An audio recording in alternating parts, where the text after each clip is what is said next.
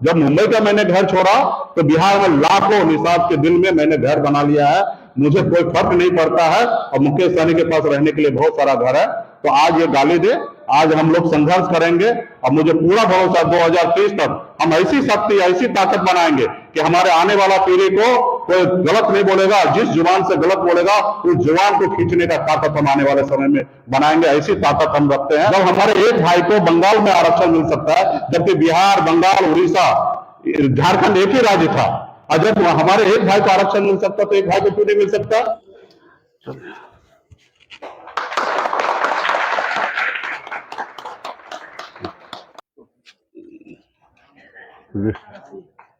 चल रख दीजिए। बहुत बहुत धन्यवाद।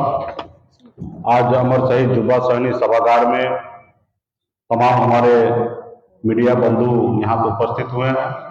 आप सभी को बहुत बहुत धन्यवाद। और युवा नेता, राष्ट्रीय प्रवक्ता स्वर्ण सेना से यहाँ पर उपस्थित है पुरुषोत्तम राज जी, आज वीआईपी पार्टी को सदस्यता ग्रहण किए हैं। एकदम जोशीला नौजवान है। इनको पार्टी के तरफ से बड़ा दायित्व दिया जाएगा पटना में, खास करके छात्र विंग को मजबूत करने के लिए, और सह प्रवक्ता बनाया जाएगा। इसके लिए आज ब्राह्मण समाज आते हैं और एकदम क्रांतिकारी युवा हैं और आज इनको पार्टी का सदस्यता लिए हैं। विशेष तौर पर इनको बधाई और धन्यवाद देता हूं। और खास करके आप देख रहे हैं कि हर समाज के लोग आज वीआईपी पार्टी के साथ जुड़ना चाह रहे हैं, पार्टी के साथ आ रहे हैं और हमारे विचारों को जमीन तक, गांव-गांव तक पहुंचा रहे हैं। इसके लिए तमाम साथी को बहुत बहुत बधाई देता हूं कि आपने हम पे भरोसा किया, और पार्टी भी आपको आने वाले समय में हमेशा ख्याल रखेंगे, ध्यान रखेंगे। बहुत बहुत धन्यवाद। साथियों, आज आप सभी को जानकारी में है कि कुरन्नी विधानसभा का उपचुनाव हो रहा है। वहां पे हमारी प्रत्याशी चुनाव मैदान में है और नीलाभ जी को हमने टिकट दिया है। ब्राह्मण समाज से है, भूमियार समाज से आते हैं। अब मजबूती से हम लोग चुनाव लड़ रहे हैं। मुझे ये समझ में नहीं आ रहा है कि खास करके भाजपा के प्रदेश अध्यक्ष संजय जायसवाल जी को इतना मुकेश सहनी से दर्द क्यों? मतलब मैं ये जानता था कि उनके सपना में मैं आता हूं और कुछ जरूरी से ज्यादा आने लगा, और आज तो उलूल जुलूल बयान देने लगे हैं। ऐसा बयान देने लगे हैं कि ऐसा लगता है कि कोई रोड छाप पार्टी का प्रदेश अध्यक्ष है। भाई, भारतीय जनता पार्टी का प्रदेश अध्यक्ष है, देश दुनिया के सबसे बड़े पार्टी का प्रदेश अध्यक्ष है। थोड़ा सा अपनी पार्टी का गरिमा रखिए। आप अपने विरोधी जो भी नेता उनके बारे में जो भी बोलना बोलिए, एक तर्क के साथ बोलिए, लेकिन जो मर्जी होता है वो बोल देते हैं कि भाई मुकेश सहनी बी टीम है, मुकेश सहनी नीतीश कुमार जी का एजेंट है, मुकेश सहनी कोई गुर्गा है। तमाम ऐसे ऐसे पैसे का आरोप लगा रहे, लाखों करोड़ों खोखा का आरोप लगाने लगते हैं। तो मुझे लगता है कि मैं गरीब, पिछड़ा, अति पिछड़ा समाज का बेटा हूं। आज हम लोग संघर्ष करने के लिए मैदान में उतरे हैं। भाजपा के प्रदेश अध्यक्ष जितना गाली देना है वो मुझे दे, मुझे कोई फर्क नहीं पड़ता है। और कभी खुद देते हैं, कभी हमारे समाज के बेटा को खड़ा करके उनसे दिलवाते हैं, और जो मर्जी होता है वो करते हैं। तो मैं संघर्ष करने वाले लोग हूं। 8 साल से संघर्ष कर रहा हूं और मुझे लगता है कि 8 साल तक और मैं संघर्ष करूंगा। 2030 तक हम लोग इतना मजबूत होंगे, हमारे आने वाला पीढ़ी को इतना मजबूत करेंगे कि मुझे उम्मीद है, भरोसा है कि आने वाले 2030 के बाद ये निषाद समाज पे कोई उंगली नहीं उठा पाएंगे और कोई इस तरीके से गाली नहीं देंगे। आज उन्होंने कहा कि नीतीश कुमार जी के बंगला मेहरबानी में देकर रखे हैं। नोटिस हमारे पास भी आया बंगला खाली करने का। हमने 1 महीने का समय मांगा है। आप सभी को पता है कि इस बंगला में अमर शहीद जुब्बा सहनी का बड़ा प्रतिमा है, फूलन देवी जी का प्रतिमा है और कर्पूरी ठाकुर जी का प्रतिमा है। और हमने कुछ समय मांगा सरकार से कि हम समय रहते हुए खाली कर देंगे। उसके अलावा 30 गुना फाइन के साथ हम रेंट भर रहे हैं। जो इनका रेंट होता है सरकारी, उसके 30 गुना फाइन के साथ हम रेंट भर रहे हैं। और उनको तकलीफ है कि एक अति पिछड़ा मल्ला का बेटा कैसे घर में रह रहा है। वो रोड पे बाहर निकालना चाहते हैं, जैसे चिराग पासवान जी को निकाले, उनके पिताजी को, प्रतिमा को पैरों के तले कुचले, उसी तरीके से आज एक अति पिछड़ा का मल्ला का बेटा को रोड पे निकालना चाहते हैं।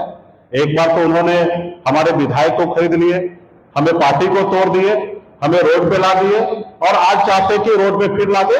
तो मुझे कोई फर्क नहीं पड़ता है। जब हमने मुंबई का घर छोड़ा तो हमने बिहार में लाखों निषाद के घर, दिलों में हमने घर बना लिया। मुझे कोई फर्क नहीं पड़ता, आज बिहार में लाखों निषाद का घर है, दिलों में हम घर बना चुके हैं और मजबूती से हम लोग लड़ने के लिए जा रहे हैं। और आपने देखा कि गोपालगंज और मोकामा में हमने चुनाव नहीं लड़ा, उस पर भी आरोप लगा दे। तो मैं खास करके भारतीय जनता पार्टी के प्रदेश अध्यक्ष को कहना चाहूंगा कि आप अपने पार्टी में शीर्ष नेता से बात कर लीजिए कि आपके बड़े नेता और बिहार में बड़े नेता, कद के नेता, उनके कहने से हमने चुनाव नहीं लड़ा। उन्होंने हमारे सामने भी गिड़गिड़ाया कि मुकेश जी आप हमको मदद कीजिए, यहाँ पे चुनाव नहीं लड़िए। हमने स्पष्ट कहा चुनाव एक बार नहीं लड़ेंगे वहां तक ठीक है, लेकिन हम आपको मदद नहीं करेंगे। और हमने महागठबंधन को समर्थन दिया और हमारे एक रणनीति के तहत हमने वहां पे चुनाव नहीं लड़ा और हम घर बैठे अपने निषाद समाज का हमारा कोर वोटर को हमने ट्रांसफर करके दिखा दिया और भाजपा कहीं ना कहीं बैकफुट पे आ गया। जब हम चुनाव नहीं लड़े तो तकलीफ है, आज मैं चुनाव लड़ रहा हूं तो उनको तकलीफ है। वो चाह रहे हैं कि भाई आप निषाद की राजनीति कर रहे हैं, निषाद को क्यों नहीं टिकट दिया? अरे भैया आप क्यों नहीं टिकट दिया? हम तो पहले कह चुके थे कि निषाद समाज को महागठबंधन हो, एनडीए हो, जो भी प्रत्याशी बनाएंगे वहां पे हम चुनाव नहीं लड़ेंगे। आपके पास भी ऑप्शन था निषाद को चुनाव लड़ाना, आपने चुनाव नहीं लड़ा, फिर नहीं लड़ा निषाद को, तो हम मैदान में लड़े हैं।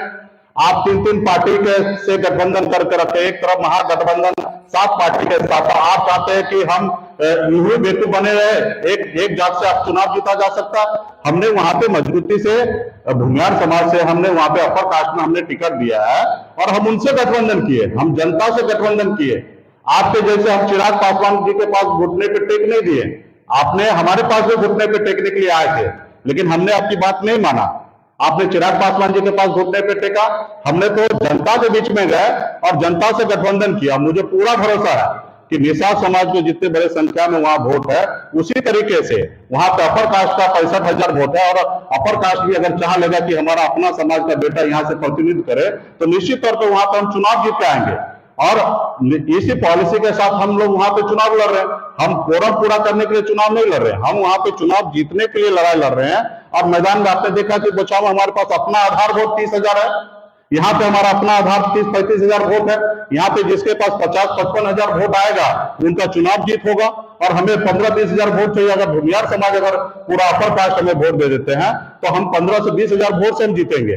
तो यहाँ पे भाजपा लड़ाई में ही नहीं है और हमने वहां पे प्रत्याशी बनाया उनको, और इसके लिए भी आज उनको तकलीफ है। आज यही बंगला आप नीतीश कुमार जी को धन्यवाद दीजिए कि मुकेश सहनी को बंगला में अभी तक है तो आपको एड्रेस मिल जाता है।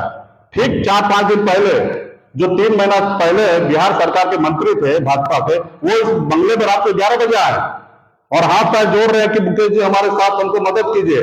दिल्ली में भी फोन पे बात कराएं। अगर ये बंगला खाली हो गया रहता तो आप कहां हमको ढूंढते? ये तो नीतीश कुमार जी को धन्यवाद दीजिए। तो रात को बात कुछ और करते हैं, बंद कमरे में बात कुछ और करते हैं, रोड पे आप गाली देते हैं, गाली दिलवाते हैं। तो भैया आज हम संघर्ष करने के लिए मैदान में उतरे हैं। आप हमको जितना गाली देना है दीजिए, मुझे कोई फर्क नहीं पड़ता है। हम संघर्ष के लिए मैदान में उतरे हैं और मैं तो माननीय प्रधानमंत्री जी से कहना चाहूंगा कि यही आपकी नीति है।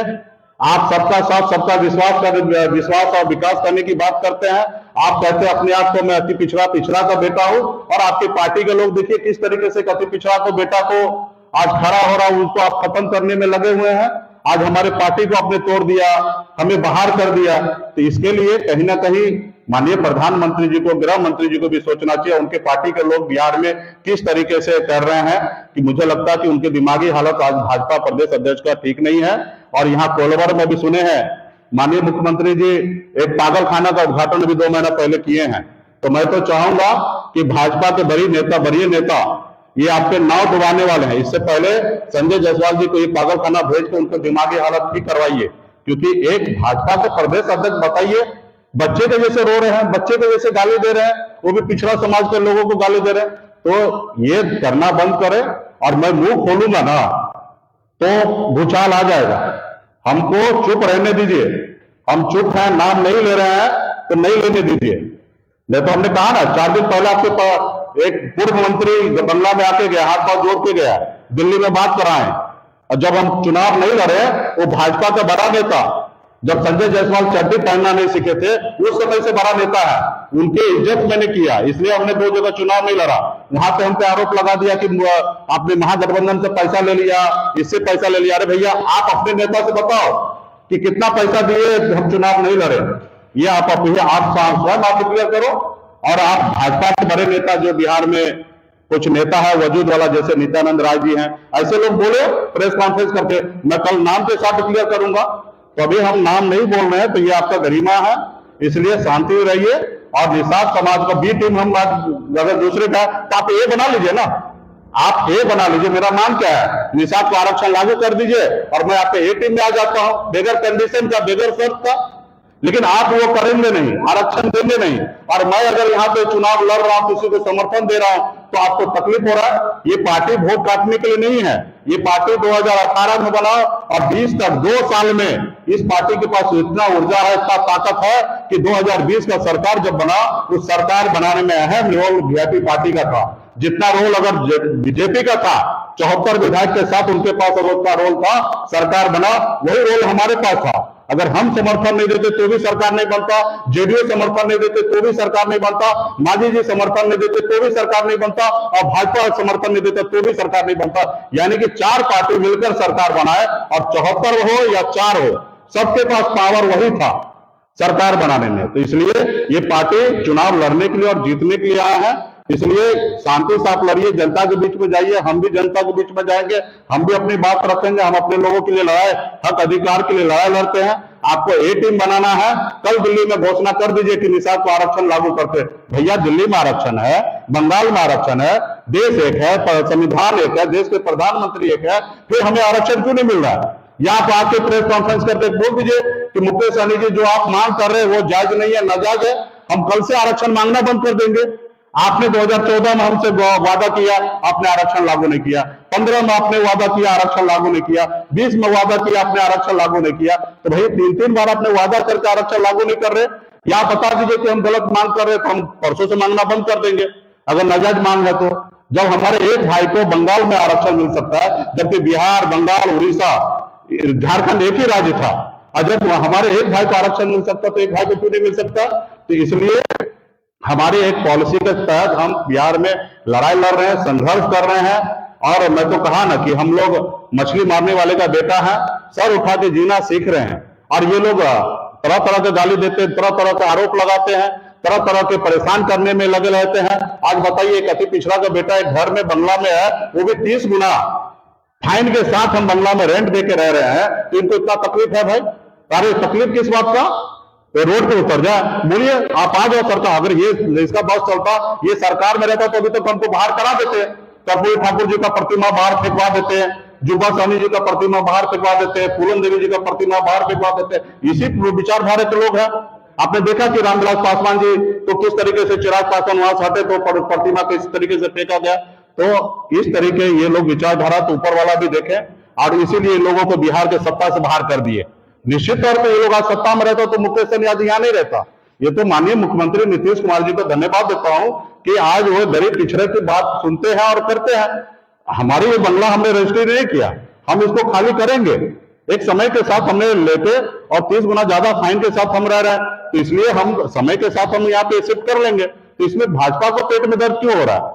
उनके घर में तो जाके नहीं रह रहे, ऐसे लोगों के घर में तो एक रोज 1 घंटा नहीं रखेंगे, और उनके घर में जाना भी नहीं। हमने कहा ना, जब मुंबई का मैंने घर छोड़ा तो बिहार में लाखों निषाद के दिल में मैंने घर बना लिया है।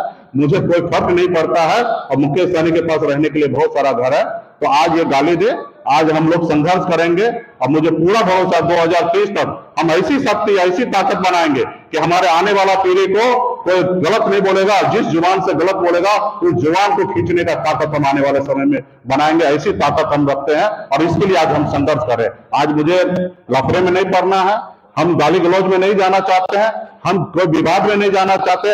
आज सिर्फ हम संघर्ष करने के लिए मैदान में उतरे हैं और इन लोगों को जितना गाली देना दे, हम पूरे चुनाव भर इन लोगों का कोई भी बात का जवाब नहीं देंगे। इनको जितना गाली देना दे, हम गाली का जवाब नहीं देंगे। हम जवाब देंगे 8 तारीख को, जिस रोज वोटिंग गिनती होगा उस रोज जवाब दिया जाएगा कि वीआईपी पार्टी के पास ताकत क्या है और वीआईपी पार्टी के पास लोग कितना है। हम वोट से उनको जवाब देंगे। आज के बाद हमने एक भी किसी भाजपा नेता का कोई जवाब हम नहीं देंगे। धन्यवाद।